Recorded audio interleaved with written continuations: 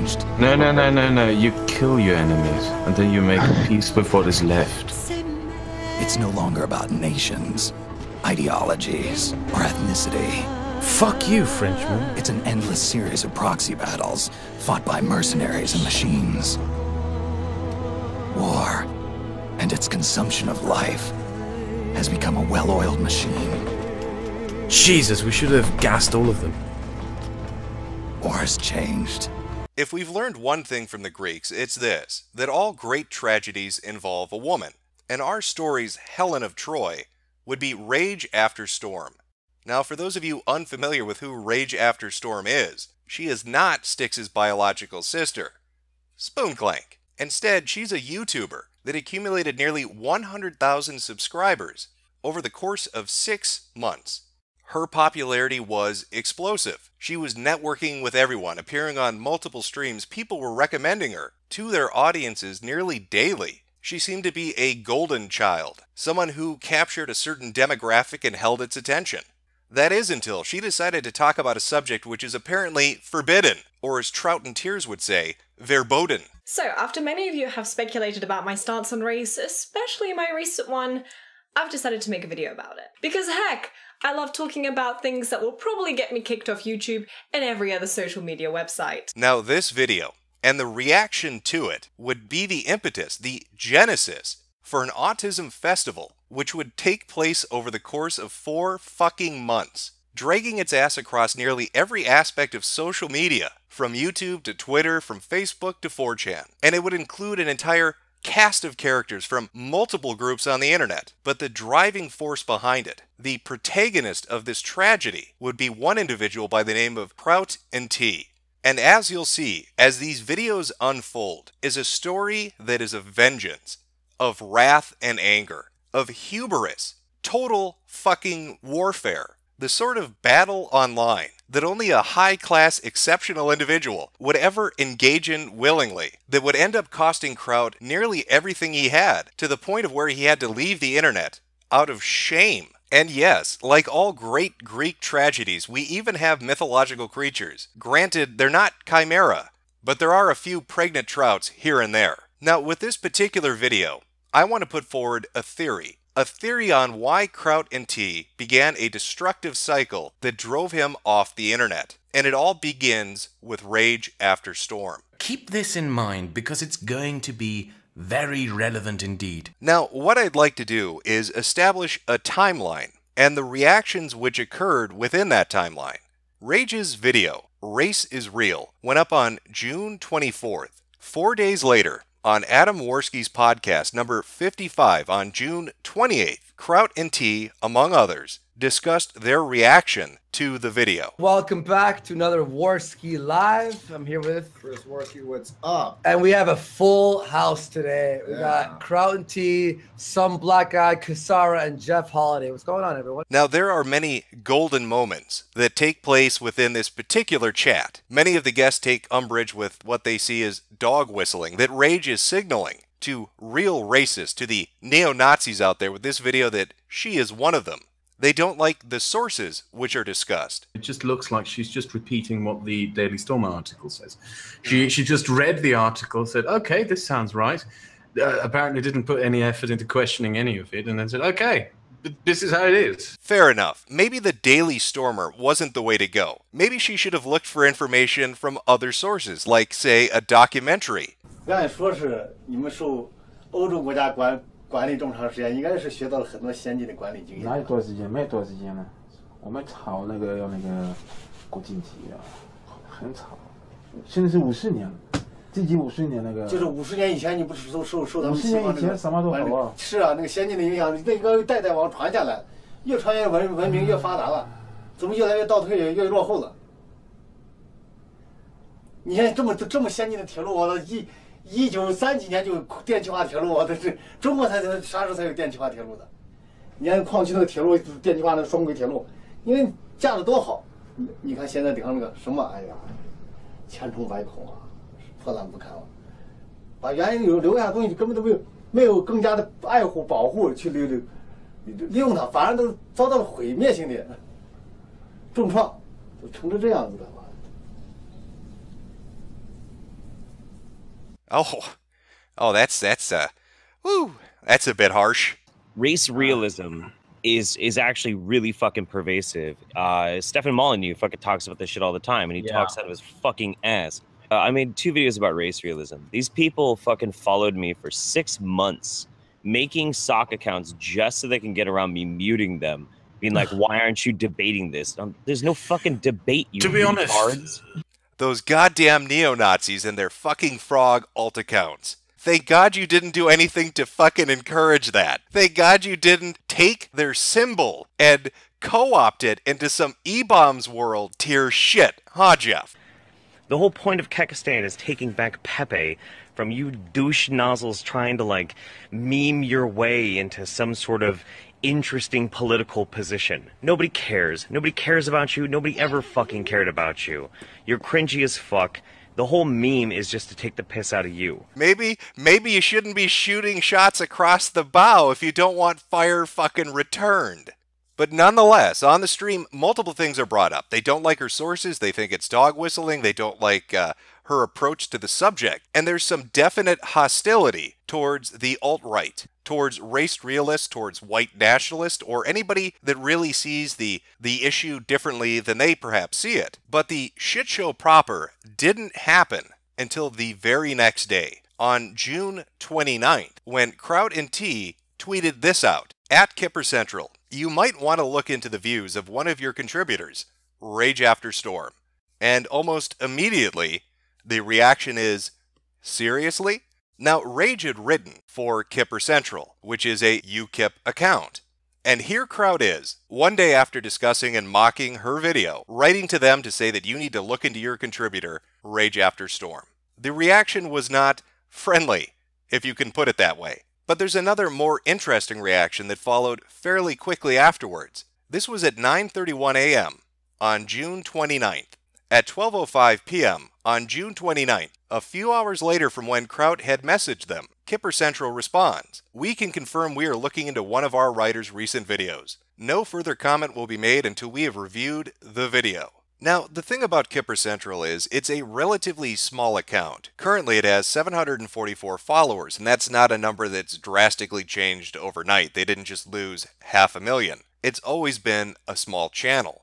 So you can probably imagine their shock when they get this response to their announcement about a writer on their website. Great, it's Rage After Storm, and she appears to be a racist pig. Fill us in on what steps you take. Thank you. That's from Soledad O'Brien. Soledad O'Brien knows who Rage After Storm is. Soledad O'Brien is contacting a fucking Twitter account with 700 followers. And very shortly after that, on June 30th, the next day, Kipper Central releases this statement regarding Rage. "We have decided to suspend one of our writers, Rage After Storm, following a series of tweets and the content of one of her YouTube videos. When Rage first started writing for us, she was very down-to-earth and agreed with many of our other writers on many things. However, very recently, she has changed her views and has become sympathetic to ideologies we cannot endorse or facilitate, unless she reforms her thinking. We will have no option but to remove Rage from Kipper Central entirely. We hope she takes this opportunity to change her ways and rethink whether this is the best direction for her. To be clear, we will not tolerate Rage's current views and standpoints, and people with these views are not welcome in Kipper Central." So within 1 week of her video, she has been disavowed from the UKIP organization which she was associated with.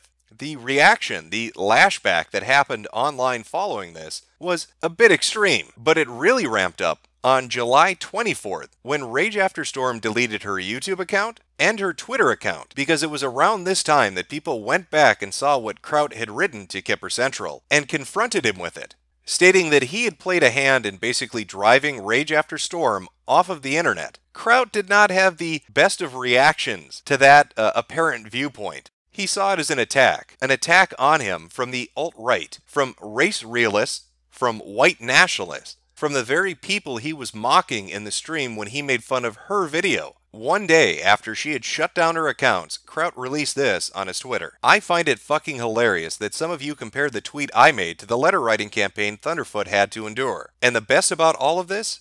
Wait for it. Wait for it. I actually contacted her employer, who told me in person that I am absolutely in no way responsible for her being fired, and making it absolutely clear that it was their decision, that many of their writers watch her videos as well, and that many more contacted them by means other than tweets. You, who manufactured outrage over this, are a bunch of pathetic, whimpering little shits. Do you really have so little to add to the conversation that you have to pretend that someone has no personal responsibility for her actions and pin it to someone who critiqued her views? Are your arguments so pathetically weak that you have to devolve into drama shit-flinging? You are a joke. A massive fucking joke. And yes, I'm looking at you there, Edgy Sphinx, Cedarwood, and Blondie. Especially Cedarwood and Edgy. You too? You, after complaining over moral grandstanding?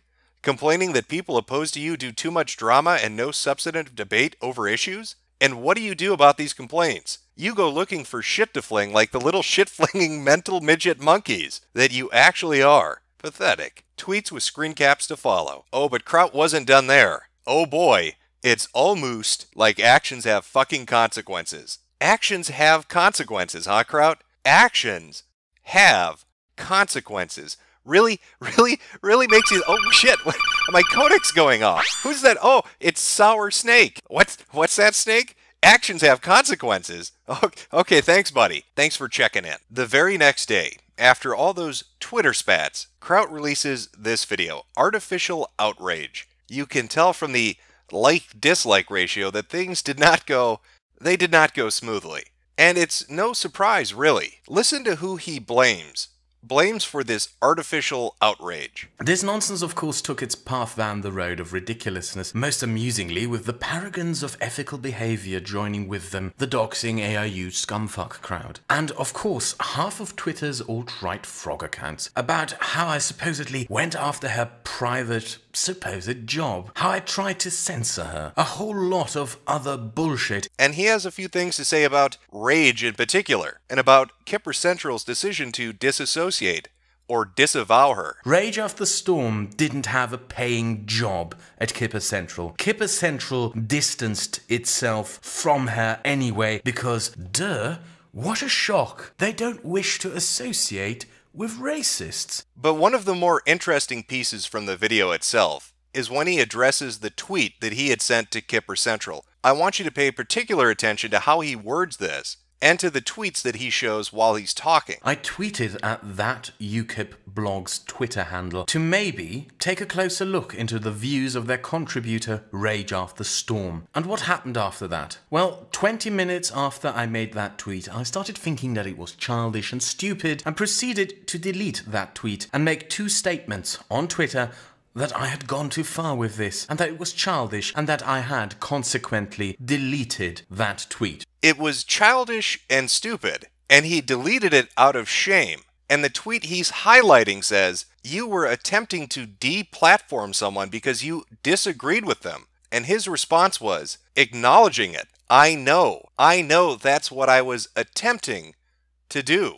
A lot of the discussion around the events of what happened with Rage After Storm, about did Trout have a hand in getting her disassociated or disavowed? Did he have a hand in pushing her off the internet? Focus on the idea of the consequence, but rarely talk about the intent. Trout is openly discussing the intent right here. He was attempting to get her deplatformed. There's no arguing about that. He says it himself. He acknowledges it in the tweet response. But what I'd really love to know is what changed from him saying this on Andy Worski a month ago. I'm mainly looking at her sources. I'm not going to make any kind of emotional or moralizing arguments. To saying this in the video. And in the end, your Nazi bitch queen, Rage After Storm, as much as you would like to fantasize about her being silenced, packed her bags and ran away like a little bitch. I'm not going to get emotional.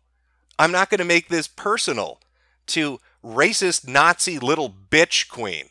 It seems like you might have gotten a little emotional. And that's really the crux of it all, isn't it? Getting emotional, becoming invested, getting angry and wanting revenge. Revenge against who? Well, revenge against those goddamn people that were disliking that video, that were tweeting at him, that were commenting about his actions and his viewpoints. Those fucking alt-righters, those race realists, just like their little Nazi bitch queen, Rage After Storm. They need to be taken down a peg. They need to be taught a fucking lesson. And who better to do it than Trout and his posse of intellectuals? I'm talking high-tier academics, YouTube scientists. Most well-known and credentialed scientists of this YouTube community. And so you can see how this one video by this one content creator can gain momentum, can snowball out of control, and motivate Trout through all of the different ripple effects around it to set on a path of his own self-destruction. Everything he has done for the last 4 months